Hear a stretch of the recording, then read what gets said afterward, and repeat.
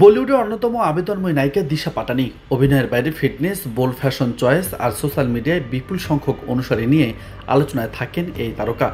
কখনো তার সঙ্গে অন্য তারকার বিবাদ কিংবা সামাজিক রাজনৈতিক ইস্যুতে তার কোনো সম্পৃক্ততা ছিল না। অথচ এই নায়িকার বাড়িকে উদ্দেশ্য করে গুলি চালানো হয়েছে। খবরটি অনেকের কাছে অবাক করার মতো, কিন্তু পুলিশ জানিয়েছে গতকাল ভোরে বেরেলির সিভিল লাইন্সে বলিউড অভিনেত্রী দিশা পাটানির বাড়িতে মোটরসাইকেলে আসা দুই সন্দেহভাজন 2 রাউন্ড গুলি চালায় এবং ঘটনাস্থল থেকে পালিয়ে যায়।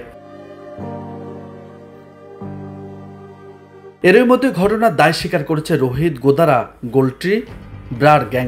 হামলার পেছনে আধ্যাত্মিক ব্যক্তিত্বদের প্রতি অসম্মানের অভিযোগ তুলেছে তারা। গুলি চালানোর সময় দিশার পরিবারের সদস্যরা বাড়িতে উপস্থিত ছিলেন। গোদারা ব্রার গ্যাং একটি ফেসবুক পোস্টে হামলার দায় স্বীকার করে বলেছেন, দিশা এবং তার বোনের ভক্ত প্রেমানন্দ মহারাজ ও অনিরুদ্ধ চার্জ মহারাজের বিরুদ্ধে করা মন্তব্যের প্রতিক্রিয়ায় গুলি চালানো হয়েছে। পোস্টটিতে আরও উল্লেখ করা হয়েছে, এটি কেবল একটি ট্রেইলার। পরেরবার যদি কেউ আমাদের ধর্মের প্রতি অসম্মান দেখায় তবে কাউকেই রেহাই দেওয়া হবে না।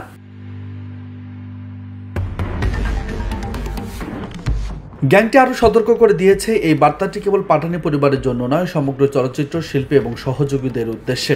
পোস্টটিতে সতর্ক করে বলা হয়েছে, আমরা আমাদের ধর্ম রক্ষার জন্য যে কোনো সীমা অতিক্রম করতে প্রস্তুত।